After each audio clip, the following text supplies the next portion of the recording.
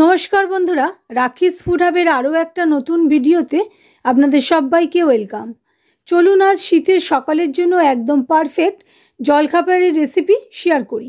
বানিয়ে দেখাবো কর্নের পরোটা, যেটা ছোট থেকে বড় সকলেরই ভীষণ পছন্দের হবে আর বানাতেও খুব বেশি সময় লাগবে না। আমি এই কর্নের পরোটা ক্ষীরের সঙ্গে পরিবেশন করেছি। আপনারা যে কোনো সবজি বা ডালের সঙ্গে সার্ভ করতে পারেন, আবার চাইলে শুধুও খেতে পারেন। তাহলে চলুন দেখে নেওয়া যাক আজকের ভিডিও। এর জন্য দেখুন, প্রথমেই একটা বড় গ্রাইন্ডিং জার নিয়ে নিয়েছি। তাতে 2 কাপ পরিমাণ ফ্রোজেন সুইট কর্ন আমি নিয়ে নিয়েছি। এটা কাঁচাই নিয়েছি, এটাকে কোর্সলি গ্রাইন্ড করে নেবো। এবারে গ্যাস বানের উপর একটা তাওয়া বসিয়ে নিয়ে তাতে 2 চামচ মতো রিফাইন্ড সয়াবিন অয়েল অ্যাড করে দিয়েছি। তেলটা ভালো মতো গরম হওয়ার পর 1 চামচ গোটা জিরে আর 1/2 চামচ পরিমাণ মৌরি অ্যাড করে দিয়েছি। সিম আছে সবটা নাড়াচাড়া করে ভাজা ভাজা করে নিয়েছি। তারপরে এর মধ্যে 1.5 ইঞ্চি পরিমাণ আদা কুচি করে আর 4 থেকে 5টা কাঁচা লঙ্কা কুচি অ্যাড করে দিয়েছি। সিম আছে, আদা, কাঁচা লঙ্কাটা একটু ভাজা ভাজা করে নিয়েছি 1 মিনিট মতো। এবারে এর মধ্যে 2 চা চামচ পরিমাণ বেসন আমি অ্যাড করে দিয়েছি। গ্যাসের ফ্লেমটা লোতে রেখেই বেসনটা প্রথমে আদা কাঁচা লঙ্কার সঙ্গে একটু ভাজা ভাজা করে নিচ্ছি। মিনিট 2 মতো নাড়াচাড়া করে নেওয়ার পর এবারে এর মধ্যে একখানা বড় সাইজের পেঁয়াজ খুব ফাইনলি চপ করে অ্যাড করে দিয়েছি। পেঁয়াজটা অ্যাড করেও বেসনের সঙ্গে আবারও মিনিট 2 ভাজা ভাজা করে নিচ্ছি। বেসনটা খুব ভালো মতন ভাজা হলে বেসন থেকে একটা সুন্দর গন্ধ বার হবে আর আমাদের সুইট কর্ন পরোটাও খেতে খুবই সুন্দর হবে। দেখুন একদম ঝরঝরে হয়ে গেছে, পেঁয়াজটা অনেকটাই ট্রান্সলুসেন্ট হয়ে গেছে। এই পর্যায়ে আমাদের সুইট কর্ন যেটা পেস্ট করে রেখেছিলাম সেটাকে অ্যাড করে দিয়েছি। গ্যাসের ফ্লেমটা প্রথমে মিডিয়ামে রেখে মিনিট 2-3 আমি নাড়াচাড়া করে নিয়েছি। যেহেতু সুইট কর্নের মধ্যে জল আছে, সেই জলটা যতক্ষণ না মরে যাচ্ছে ততক্ষণ আমাদের রান্না করে নিতে হবে। এই সময় স্টাফিংটাকে আরও বেশি টেস্টি করার জন্য 1 চামচ পরিমাণ নুন, 1/2 চামচ পরিমাণ হলুদ গুঁড়ো, 1/2 চামচ ধনে গুঁড়ো, 1 চামচ পরিমাণ লঙ্কা গুঁড়ো অ্যাড করে দিয়েছি। আর সিম আছে সবটা নাড়াচাড়া করে একদম শুকনো ঝরঝরে করে নিচ্ছি।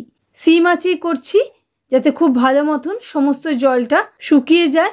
দেখুন নাড়তে নাড়তে অনেকটাই শুকনো হয়ে গেছে, আরও একটুখানি আমি টানিয়ে নেবো। দেখুন যখন দেখবেন যে এরকম তাওয়া থেকে আমাদের স্টাফিংটা উঠে উঠে চলে আসছে, তখন বুঝবেন যে আমাদের স্টাফিং পুরো রেডি হয়ে গেছে। এবার এটাকে নামিয়ে সাইডে সরিয়ে রেখে দেবো। এবারে গ্যাসটা অফ করে নিয়ে বেশ কিছুটা ধনেপাতা কুচি অ্যাড করে দিয়েছি। দিয়ে আবারও সবটা নেড়েচেড়ে মিশিয়ে নিয়ে ঠান্ডা হওয়ার জন্য রেখে দিচ্ছি। এই সময় আমরা পরোটার জন্য ডোটা মেখে নেব। তার জন্য একখানা ছড়ানো থালা নিয়ে নিয়েছি, তার মধ্যে 2 কাপ পরিমাণ ময়দা আর 1 কাপ পরিমাণ আটা নিয়ে নিচ্ছি। আপনারা চাইলে আটা ময়দা না মিশিয়ে একবারে শুধু ময়দা দিয়েও বানাতে পারেন, আবার শুধু আটা দিয়েও বানাতে পারেন। 1 চামচ পরিমাণ জোয়ান হাত দিয়ে ক্রাশ করে অ্যাড করে দিয়েছি। 1 চামচ নুন, 1 চামচ পরিমাণ ভর্তি করে আমি দেশি ঘি অ্যাড করে দিয়েছি। আর প্রথমে সবটা ভালো করে মিশিয়ে নিচ্ছি। খুব ভালো করে ময়দার সঙ্গে আমাদের ঘিটাকে মাখিয়ে নিতে হবে। দেখুন খুব ভালো করে মাখা আমার হয়ে গেছে। এবারে অল্প অল্প করে জল দিয়ে একটা সফট ডো মেখে নেব। খুব ভালো করে পাঞ্চ করে করে আমাদের ডোটা মেখে নিতে হবে। আর যেহেতু স্টাফড পরোটা, সেই জন্য এই ডোটা একটু নরম করে মাখতে হবে, তা নইলে যখন স্টাফিং দিয়ে আপনি বেলবেন তখন পরোটাটা ছিঁড়ে যেতে পারে। খুব ভালো করে পাঞ্চ করে করে মেখে নিয়েছি আর মিনিট 5 ধরে ময়দাটাকে আমি ঠেসে নিয়েছি। এইভাবে ঠেসে নিলে ডোটা ভীষণই ভালো হয়ে যায়। দেখুন ডোটা আমার পুরো রেডি হয়ে গেছে। এবারে অল্প একটু তেল দিয়ে ডোটাকে মালিশ করে রেখে দিচ্ছি। মিনিট 10 পর দেখুন ডোটা আমাদের পুরোপুরি সেট হয়ে গেছে। এবারে খুব ভালো করে হাত দিয়ে আবারও মিনিট খানেক মতো মেখে নিয়েছি। মেখে নিয়ে এর থেকে একটু লেচি কেটে নিচ্ছি। আপনারা যেরকম সাইজের পরোটা বানাতে চান সেরকমই লেচি কাটবেন। আমি রেগুলার যে সাইজের পরোটা বানাই সেরকমই লেচি কেটে নিয়েছি। সব লেচিগুলো কেটে নেওয়ার পর চাকার মধ্যে হালকা করে ময়দা ডাস্ট করে একটা লেচি নিয়ে লেচির ওপরে একটু সাদা তেল দিয়ে দিয়েছি। অল্প একটু ধনেপাতা কুচি দিয়েছি, কিছুই না, এগুলো দিলে খেতে আরও বেশি টেস্টি হবে আমাদের পরোটাটা। দিয়ে এবারে বেলে নিচ্ছি। যেরকমভাবে আমরা রুটি বেলি সেই রকমভাবেই পাতলা করে বেলে নিচ্ছি। যতটা পাতলা করে বেলা যায় ততটা পাতলা করেই বেলে নিচ্ছি। আর যেহেতু খুব ভালো করেই মাখা হয়েছে সেই জন্য এটা পাতলা করে বেলতে কোনোই অসুবিধা হবে না। দেখুন কতটা বড় করে আমি বেলে নিয়েছি। এবারে মধ্যিখানে স্টাফিং দিয়েছি। স্টাফিংটা আমি স্কোয়ার শেপে দিচ্ছি, কারণ যেহেতু পরোটাটা আমি স্কোয়ার বানাবো। আপনারা যদি গোল বানান তাহলেও রেগুলার যেরকমভাবে আলু পরোটা স্টাফ করি সেরকমভাবেও করে নিতে পারেন, কোনোই অসুবিধা নেই। এবারে 4 ধার থেকে আমি ফোল্ড করে নিচ্ছি পরোটাটা, ভালো মতো যাতে আটকে যায় সেই জন্য ধারে ধারে একটু জল হাত দিয়ে দিয়েছি। দিয়ে এবারে ফোল্ড করে নিচ্ছি। আর স্টাফিংটা এরকমভাবে ভালো করে এক লেয়ারে ছড়িয়ে নিতে হবে। কোনো জায়গা বেশি উঁচু, কোনো জায়গায় কম নিচু এরম থাকলে হবে না, তাহলে পরোটা এবড়ো খেবড়ো হবে। আমি যে টিপসগুলো আপনাদের সঙ্গে শেয়ার করছি সেগুলো যদি ঠিকঠাকভাবে ফলো করেন তাহলে আপনাদের পরোটাও কিন্তু একদম পারফেক্ট তৈরি হবে। দেখুন হালকা করে এরকমভাবে প্রেস করে দিয়েছি, দিয়ে আবারও বেলে নিচ্ছি। হালকা করে আমি ময়দা ডাস্ট করে বেলে নিচ্ছি। আমি পরোটাটা একটু মোটা করেই বানাচ্ছি, তবে আপনারা যদি পাতলা করে বানাতে চান তাহলে আরও একটু পাতলা করে বানাতেই পারেন, কোনো অসুবিধা নেই। তবে পরোটা একটু মোটা মোটা হলেই দেখতে ভালো লাগে। এক্সট্রা ময়দাটা ঝেড়ে নিচ্ছি, নিয়ে একটা থালার মধ্যে আমি রেখে দিচ্ছি। এটা আবারও একখানা পরোটা বানিয়ে আপনাদের দেখিয়ে দিচ্ছি। আবারও অল্প করে আমি ময়দা ডাস্ট করে নিয়েছি, নিয়ে আবারও সাদা তিল অ্যাড করে দিচ্ছি, সঙ্গে ধনেপাতা কুচি দিয়ে দিচ্ছি। সাদা তিল দিলে একটা নাটি ফ্লেভার আসে, সেটা খেতে ভীষণই ভালো লাগে। এবারে আবারও বড় করে গোল করে বেলে নিচ্ছি। দেখুন যেদিকে ধনেপাতা দিচ্ছি সেদিকটা উল্টে নিচ্ছি, মানে এটা বাইরের দিকে থাকবে। যে দিকটা কিছু লাগাইনি সেই দিকটার মধ্যে স্টাফিংটা অ্যাড করে নিচ্ছি। স্কোয়ার শেপে বানিয়ে নিচ্ছি। এই পরোটাগুলো খেতে কিন্তু ভীষণই টেস্টফুল হয় আর হেলদিও হয়। দেখুন এই পরোটাতে আমি চিজ গ্রেট করে দিচ্ছি। এটা প্রসেস চিজ, আপনারা চাইলে ছোটদের এরকম চিজ গ্রেট করে দিলে তারা ভীষণই খুশি হবে।